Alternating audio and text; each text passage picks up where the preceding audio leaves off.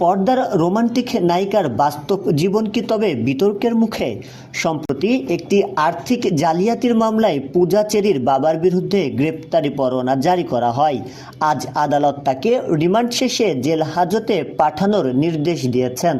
ঘটনার আদ্যপ্রান্ত গুরুতর অভিযোগ উঠেছে যে বড় অঙ্কের টাকা লেনদেনের ক্ষেত্রে প্রতারণার আশ্রয় নিয়েছিলেন তিনি। ভুক্তভোগীদের মামলার প্রেক্ষিতেই আইনি ব্যবস্থা নিয়েছেন প্রশাসন। পূজার নীরবতা, বাবার এই আইনি জটিলতা নিয়ে এখন পর্যন্ত পূজা চেরির পক্ষ থেকে কোনো আনুষ্ঠানিক বক্তব্য পাওয়া যায়নি, যা রহস্যকে আরও ঘনীভূত করছে। সোশ্যাল মিডিয়ার জল্পনা, ভক্তদের একাংশ ব্যথিত হলেও অনেকে প্রশ্ন তুলেছেন, তারকার পরিবারের সদস্যদের এমন আচরণ কি ক্যারিয়ারে নেতিবাচক প্রভাব ফেলবে? আইনের ঊর্ধ্বে কেউ নয়, এই নীতি কি তবে প্রতিষ্ঠিত হচ্ছে? পূজা চেরির বাবার এই পরিণতি নিয়ে আপনার মন্তব্য কি? বিনোদন জগতের এই বড় আপডেটটি সবার আগে জানতে আপনার মতামত কমেন্টে জানান এবং পোস্টটি শেয়ার করুন।